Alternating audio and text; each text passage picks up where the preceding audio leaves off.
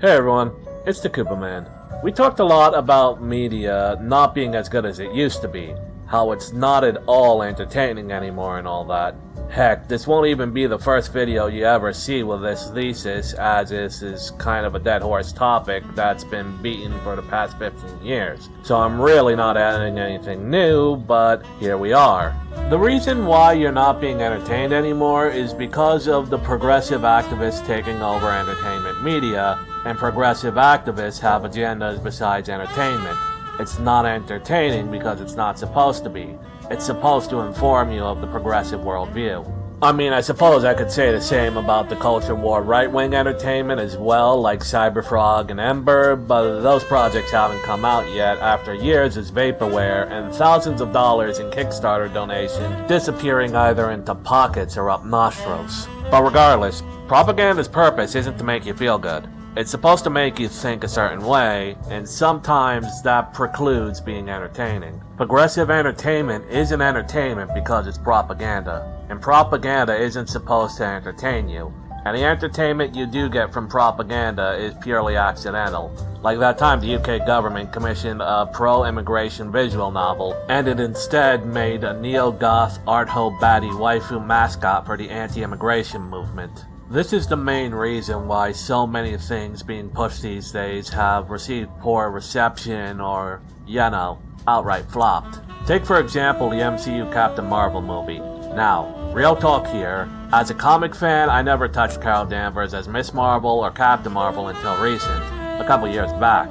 So my view of her as a character was shaped largely by the MCU movie, which was, well, terrible. It was awful. And I've come to realize it's also a massive betrayal of the character.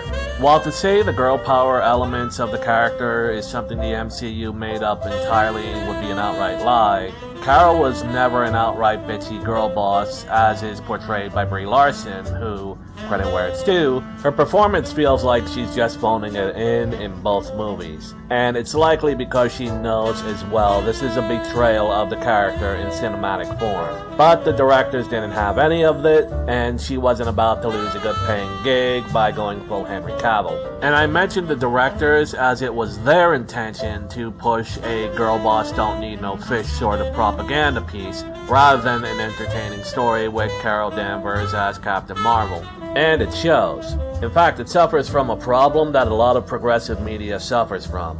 Its defenders can only defend it on the basis of Carol Danvers being a representative of all women. And therefore, if you attack the movie, you're attacking all women, which is what drives people like Legal Eagle to go on record as an attorney and say it's legally and morally justifiable to assault someone if they ask you to smile. Yes, he did that, and the fact that he still has his bar license is proof that it's legally required that lawyers do not have souls. That isn't to say some of the attacks weren't unwarranted. Quartering mainly glommed onto it like a parasite because he was trying to make a buck off the outrage. For more information on him, let me link you guys this hour-and-a-half long video.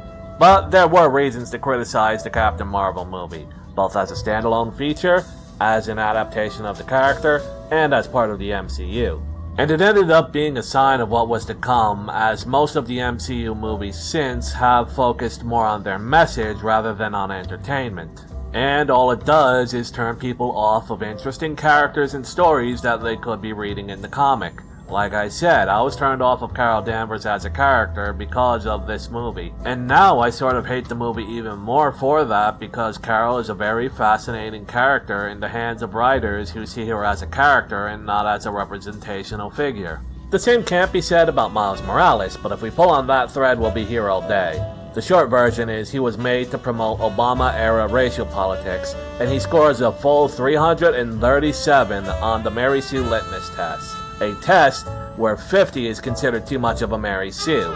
Miles Morales may as well be the mascot of progressive storytelling by this regard. You are expected to love him both in story and as the audience, and if you don't, you're an evil racist and wrong. This is the biggest problem with this kind of storytelling. It demands you to think and feel a certain way, and if you don't, you're the enemy and must be destroyed. That's not entertainment. That's a George Orwell-level nightmare state mentality, but it's hiding behind the shield of identity politics. And at the end of the day, it's no better than the My Immortal writer hating on people for not liking Enemy as a character. But Enemy didn't have the backing of an entire political system behind them, and a group of angry, violent activists ready to get their critics fired, evicted, and have their lives totally ruined.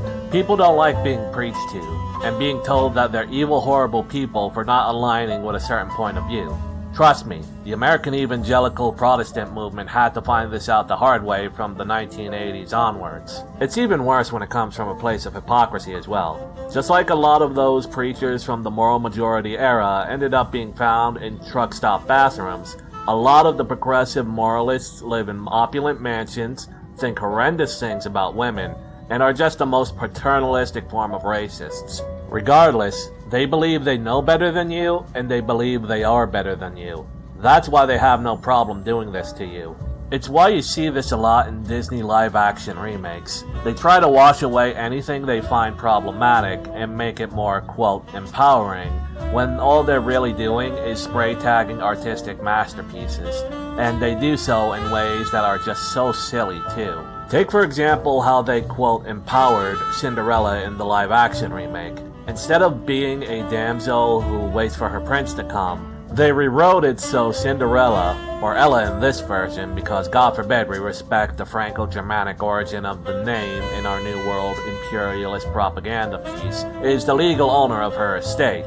If she left, it'd automatically go to her wicked stepmother and stepsisters due to law of squatters' rights. Which makes you wonder why Ella, I hate the name change by the way, didn't just go to her local barrister with this information and have the three of them legally evicted. If they are truly as bad as they are, and we as the audience can see that, and Ella is so much more allegedly empowered than Cinderella, it'd be a very simple affair. Or take the subplot in the live-action Aladdin where Jasmine doesn't just not want to be in an arranged marriage. An understandable gripe even for an Arabian princess, even if it is normal culturally across the classes and the fact that it's normal politically as a legal marriage secures diplomacy deals for the Sultanate of Agrabah. No, instead she wants to be the full-on sultana, the female ruler, in an Arabic kingdom, in an Islamic Arabic kingdom. And no, they don't want to be told that that sort of thing would not fly then or now. They don't want to acknowledge that dark reality in their progressive fantasy. Or how about the all-black casting for the, quote, live-action Lion King? Look, I get it takes place in Africa, but it's with non-human characters. What were they trying to say with this? That blacks should play non-human roles? Furthermore, Lion King is an adaptation of Hamlet. If they wanted accuracy, why would they not have gotten an all-English cast? Or an all-Danish cast? Even the newer, non-remake Disney works aren't safe. The sequel to Wreck-It Ralph goes out of its way to contradict the previous film's morals just to empower Penelope. For context, in the first movie, Ralph is considered selfish for going turbo by jumping out of his own game to other games for attention. That the characters have a job to do, otherwise they screw over the rest of the members of their arcade game. So in the sequel, Penelope goes turbo to join an edgy Warhammer 40k level death racing game, and we're all supposed to applaud her for this. And it's Ralph who's in the wrong for thinking that she shouldn't, that he's just being possessive and not allowing her to grow. So then, what happens to the Sugar Rush racers when the arcade cabinet gets shut down when she's missing from it again? Yeah, I thought so. So if it's Ralph who does it, it's bad, but Penelope can have her cake and eat it too because she's an empowered Disney princess apparently. Yeah, I don't even want to fight it anymore. It's stupid and we all know it. Propaganda can never be good storytelling because it puts good storytelling as a secondary or even further tertiary objective. The primary objective is to be evangelism.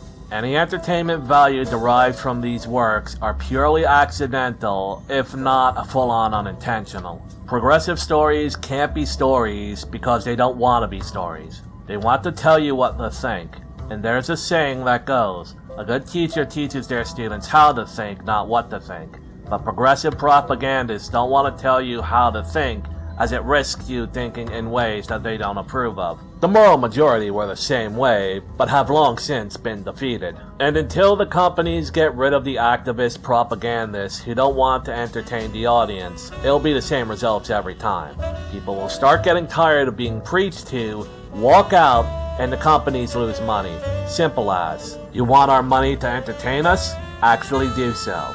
Don't preach, don't evangelize, don't tell us we're all going to hell. Entertain us. That's it. It's literally that simple. But until then, this has been the Koopa Man. If you like this video, leave a like and subscribe as it helps my channel grow. If you have other examples of propaganda posing as entertainment, talk about it in the comments. And until next time, game on.